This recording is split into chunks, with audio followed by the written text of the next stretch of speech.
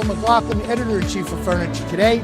I'm here with Sean Seek and Scott Patrick from Wallify, and we're going to talk a little bit about the outlook at retail. Gentlemen, you're in the consumer finance space. I'd like to get your sense. How is that going right now? How is retail doing? Everybody's been concerned about retail, right? Consumer demand, traffic. What's your sense? You guys have your finger on that pulse. How are things going? Yeah, so we depend a lot on the data that really shows us how this market's really evolving and shaping. And some of the most recent surveys that we've been doing, there was definitely a delayed purchase mentality over the middle of last year. Finished the year really strong, which is really important for us. And we're seeing about 70% of our customers had been delaying that purchase until kind of the tail end of last year. And it's really excited for where we're kind of looking for the rest of this year and figuring out what's the most important thing for these merchants, for these customers. So you saw an uptick toward the end of last year? Yeah, we did.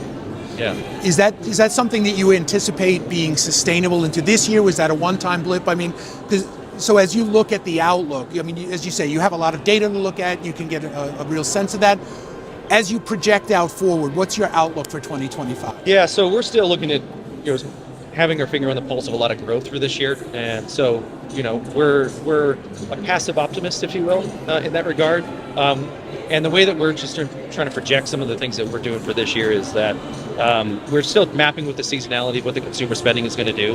That delayed mentality seems to be sustaining itself as far as like where the customers are going today. And then we're seeing a lot more activity with customers that are buying a little bit more of a premium item, which is really exciting because we've discovered that about 6 out of every 10 of our customers won't even make that purchase without considering financing. That's right. Yeah, and really what we're seeing is that confidence is starting to come back, right? So where they were holding off on purchases, what they're finding as we get the word out and we partner with our retailers, and we get the marketing message out there to help them drive traffic into their showrooms, which obviously we know is always something that we can do a little bit better, right? So as we get that consumer to come back into the store, that confidence is there when they know that there's an option where someone can say yes, right? And that's really what we're seeing today. So for furniture, the access to financing is really, really critical for a lot of customers. How can you help that retailer drive velocity?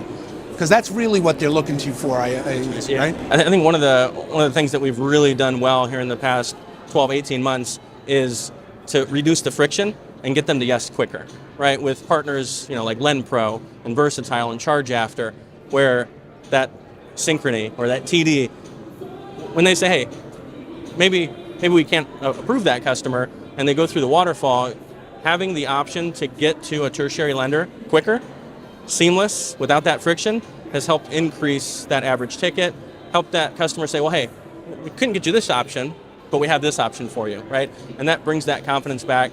They don't have to walk out and go to somewhere maybe they wouldn't want to shop initially. Can you help the customer to kind of pre-qualify themselves so even before they start that shopping process, they kind of understand or have a level of confidence that they have some money to spend? Yeah, we spend a lot of time really leveraging technology as much as we can to make that integration, that experience as seamless as possible. So some of the things that we try to work on are integrating with all the partners he was talking about, but as well as every merchant that we work with and being able to drive traffic with them, be able to help become an extension of their brand as much as we can, partnering with their marketing platforms, working in consumer marketing plans, working with all of our partners as well as the consumers to be able to drive that traffic into those merchants is really, really important. And one of the things that we've had a lot of success with over last year and we're leaning into even more this year is the technology piece. So whether it's integrating from anywhere, any of the distribution or aggregators, it's really helpful for us to be able to drive that point. And we're seeing a lot of success and leaning heavily into the technology, even when it comes to like working with fraud companies and being able to reduce that fraud and create a better customer experience across the board. Speaking of technology, retailers today are really focused on trying to be omni-channel, right? To be able to deliver a seamless experience, whether they're on the website or they're in the store. I would imagine that if you can't do the same thing on the finance side, it creates friction. So how do you create that for the retailer, that seamless experience, so wherever the consumer decides to transact, wherever they go, they have the ability to do that seamlessly? Yeah, so we have partners that we partner with them both e-com and brick and mortar, right? And we have the app transfer technology where if they start online, which a lot of people do, right? And they have an idea before they walk into a brick and mortar location. Well, they can go on there and they can get pre-qualified with a finance partner, right? And there's that technology that exists. So again, it just helps reduce that friction. They get the yes, and then they walk in the door with confidence saying, well, hey, we already got some money to spend here, right? Let's go shopping, right? And that's really what we've seen a lot of our merchant partners say, well, hey, how do we get that, right? How do we get that in our store?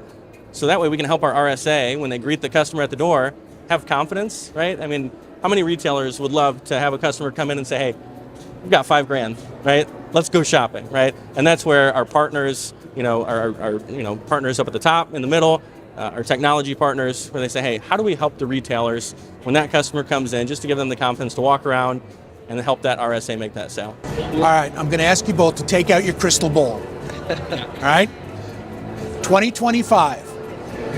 Better than 24, same as 24, worse than 24. Sean? We're already seeing that it's going to be better than 24. So but that's not even your crystal ball. We're only a few weeks into the year, but we're seeing the trends really start to drive a lot of that action. And so we're really excited about what this year is going to be able to bring. And part of that, the way that we've been able to deliver a lot of that success, is that we're ruthlessly focused on customer transparency and being able to make sure that they understand the entire process, make sure they know exactly what they're getting into, making sure they know exactly what the value of that's going to be able to bring, and how we can help every American consumer make that important purchase that they need. So it's really important to us to be able to drive that message forward. Your crystal ball say the same? Right there, I'm double digits, I'm up. Right? There we go. You heard it here first. Double digits up. Get ready for 25. Thanks for joining us at the News Desk.